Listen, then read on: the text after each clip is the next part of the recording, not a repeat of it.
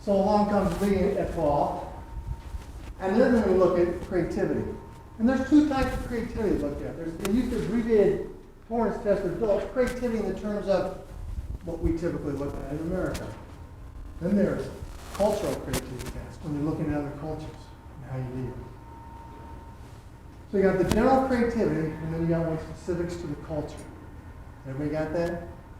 So we're going to now see, do they do better, not just in dealing with people, but now with their ideas and thoughts.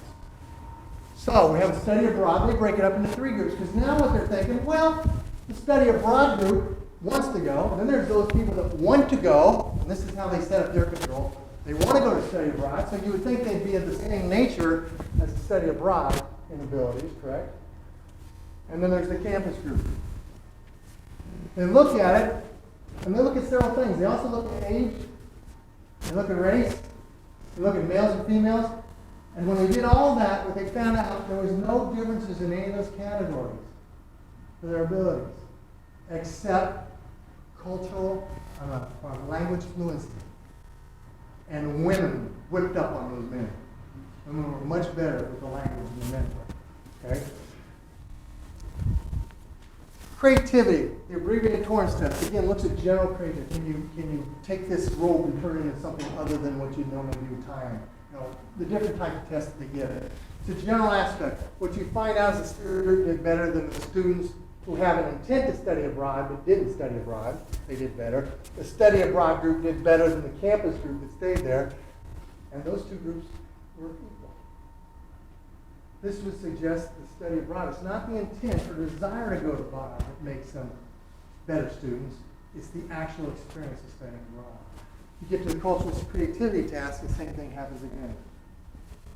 So right now, we believe these are reasons we want to study abroad. We want to do it because we get brighter. We want to do it because we open our minds. We're more expansive. We understand what is going on to a greater degree.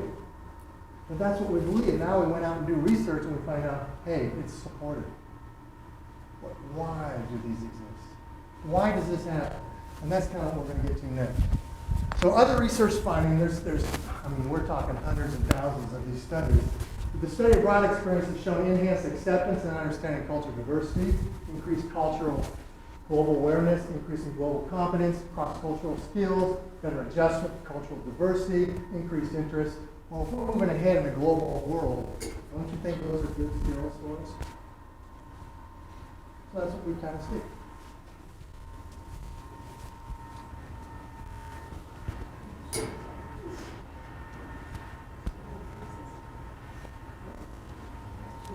I'll even give you a bonus point if you could tell me what that. You're focusing on the one building, I know you are. But if you could tell me what the other building is, which took your initial attention.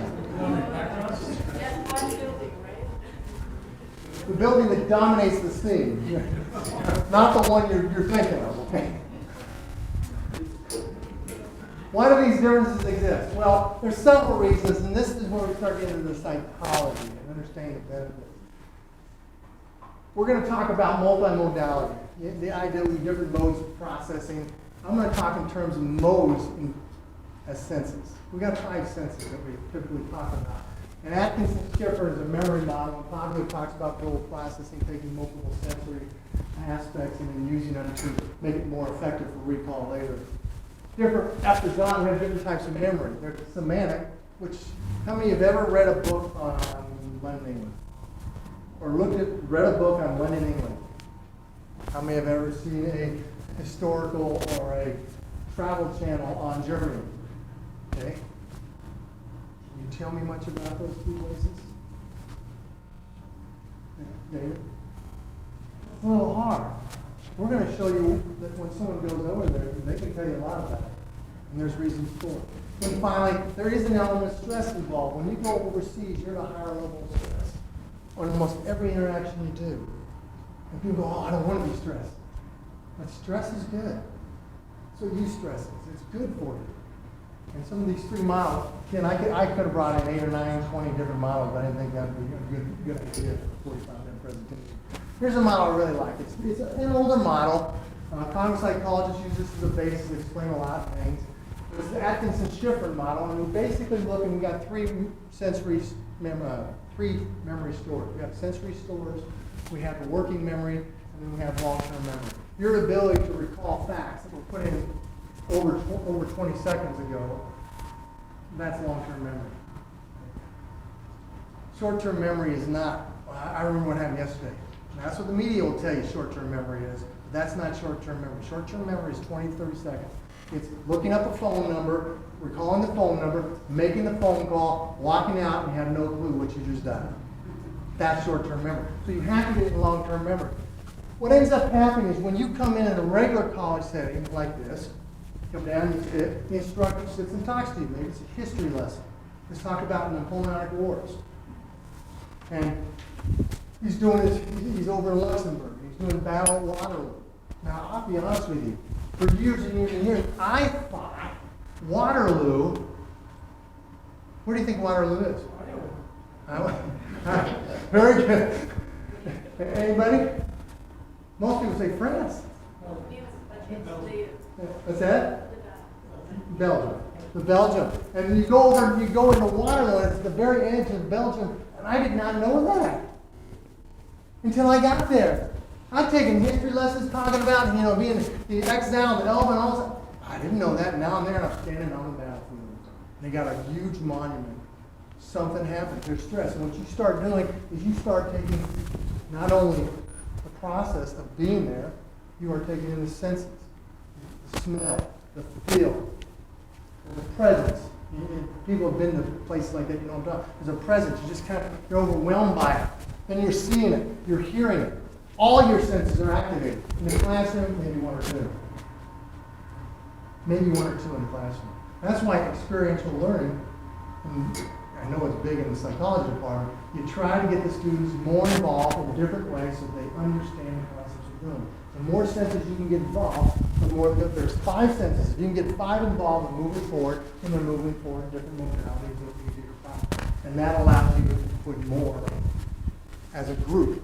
Don't chunk it. You'll chunk it and you'll go right into here in the long-term memory. Now, one of those senses, 2 of those senses can probably bring it all back. Or if you're just studying it in a book or watching it on TV, it's not interactive. That process of going from stage to stage, these are the really easy ways to get things in. It's not rote memory. I harp on that in cognitive psychology class. You don't just keep going over and over. That's necessary, but that's not the easy way to learn. Make it meaningful. Make it part of your life. Make it experience. Imagery. You're actually seeing this in person. And now you can call it up. When you tell me to a place, the first thing I ever do is I remember what it looks like to me. If I haven't seen it, then I'm kind of a little bit less likely to understand it. Context. They've got a context going on. You're standing on a battlefield. And they say, hey, I've been to Gettysburg. You know what I'm talking about. They're standing on a battlefield at Gettysburg. And like, wow. It's not that big. It's not a big battlefield like you would think. It's big, but it's not huge. And then you sit and understand that this is where that one on you, and they're actually seeing each other, and they're running each other with bayonets. What you wonder about? So that's one way that we incorporate psychologically are better able to bring that information back. The next one is through our memory system, episodic. We have what is believed to be episodic memory and semantic memory. Semantic memory is what we're used to. It's your general world. It's your facts. It's your figures. It's your dictionary. It's your parsons of the brain. It's an encyclopedia, non-electronic. Right? It's there. And this is what most people go by. But what if you made it part of you? What if now you are there and you're experiencing it? You've got another memory process that you use that makes it easy to recall what it is. It's not infallible. You make mistakes. But you're far more likely to recall and be more conversant in it in those situations. What wrong way? And finally, there's stress. If you're doing this correctly, you want to be up here. You want to be at the optimal level. I got a lot of professors. It's kind of cool. They know what I'm talking about. I'm getting ready to say. How often are your students in the lecture up at this level? Now, they're up here and over here on the test. We understand that. But are they here when they're taking it in the class? Probably not. When they're on a semester abroad, international programs, they're up here most of the time. It is so new, it's so novel, so different. Their stress level's up, but they're loving it. They're loving it. And now you're at a level which, you're at a level where it's optimal for them. They're going to remember the processes more effectively. Does that make sense to everybody? So those are the three ways to look at why it's successful. There's five. So, by the way, Europe is continually renovating and keeping their structures up to speed. So now what we're going to do is we're going to talk about some studies. One study we did to look at why students study abroad and why they don't study abroad. It's a study I did with one of my former students, Sarah Ray, and we actually presented a couple conferences. And basically says, do your country a favor, leave for a while. Driving home why international programming is important. It was done, the actual study was done in 2008. It was at the presentation in 2009. Little background, UWSP, established in 1969, was the international program. Since that time, they have run 14,300 people through as of last summer. That's a lot of people for a school this size. It's a lot of people. What's cool is international programs makes it easy for students to go abroad. They don't have to figure out their logic. They don't have to figure out what courses they're going to. They don't have to.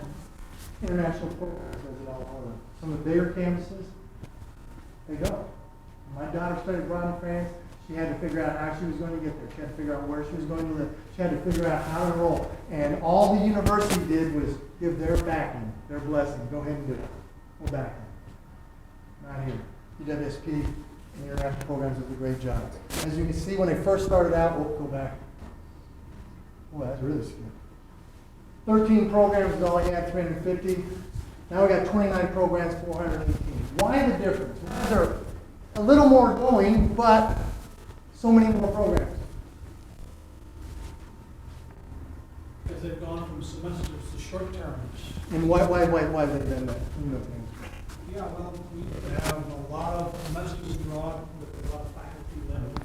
And now we're going to the immersion programs where semesters which far fewer students can afford, and no faculty going, but short term, summer, and spring break, so that it's either for 2 weeks, 3 weeks, and more affordable, and it's not the whole semester commitment.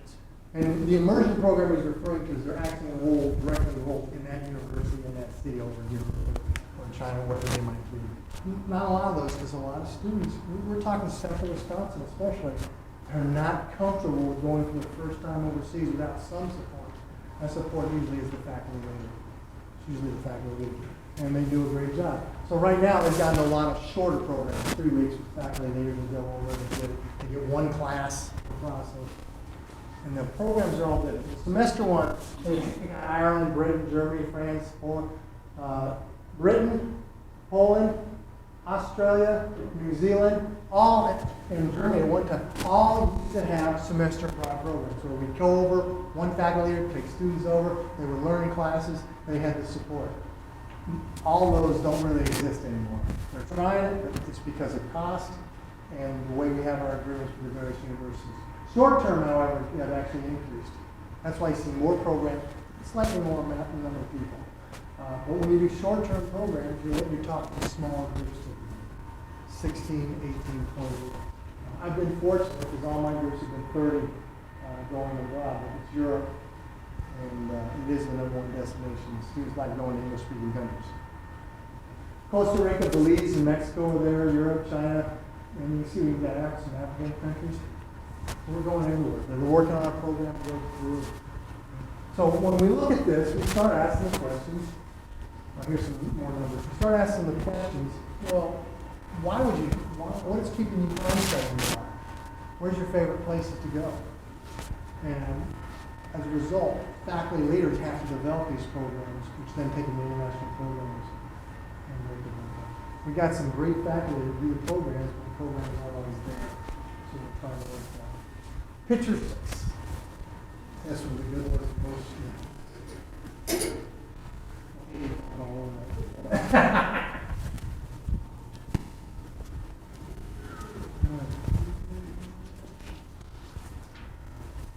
What we did, we we took initial research, and we looked at the student poll, and we found out that 1,590 high school seniors were looked at in this poll. 55 indicated a certainty. Now look at this, 55% indicated a certainty that they were going to participate in a study abroad program. Yeah, they are optimistic, they are motivated, they want to do it. These are seniors moving into college. This is common right here. See the females, the males? Females outnumber males probably a lot. A lot of speculation why that might be. Believe it or not, you think females got to have their little group, but they're finding out one of the reasons is, no, men like to stay at home and have their little boyfriends. They need the support, but men don't want to admit it. But the other one is men want to get out quicker in college. So we got that. 2 potential deterrents, cost and foreign language speaking ability. We're going to talk directly to both of them. Anybody know where that is? It's not one of them. Is that where that is? Australia. New Zealand, part of New Zealand. Got participants right here. 418 is what we're going to have. 418. Notice that's the entire group that went back there. 418 from, they looked at it, ages. But what's interesting, 418 is what went that year. That's not who our pool was. These are people who were thinking for it. Ages 18 to 54, the mean was 20.3. That was what we call in the world of science as an outlier. Just some of the things towards the a little bit. 178 males, 240 females, Caucasian, 89%. Indicative of our college, UWSP. Before you go graduate, do you plan to study abroad? Well, guess what? Yes. And it was about 33, 35%. What was interesting is how it was broken. Freshmen at 40%, lower than national average, and the seniors no. Why would a senior not want to go abroad? A light at the end of the tunnel. And you see that light get drawn to it. That's kind of what's happening. But if you plan ahead and you start working with freshmen early, and this goes for parents, for their relatives, for faculty members, you talk to them early and explain to them the benefits of international programs, they are far more likely to go. So it's a support system. 34% of students polled plan to study abroad prior to graduation. Females 42%, males 30%.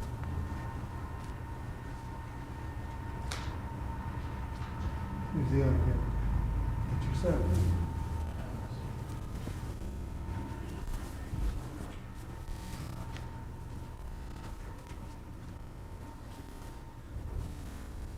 So, what are the major factors that keep you from going abroad? And what are you most interested in studying? And here are the answers. Those places. They prefer to go to English-speaking places. Why? Very obvious. They speak English. The benefit of international programs is learning to interact with people from different places. I will tell you, benefit, it's not my slide. Benefit for business. You go interview a business. Look at the vita first, okay? And look for their skills, the major. Does it fit what they want? The second thing that most businesses are looking at today is, do you have international experience? And they prefer it in a non-English speaking country. The third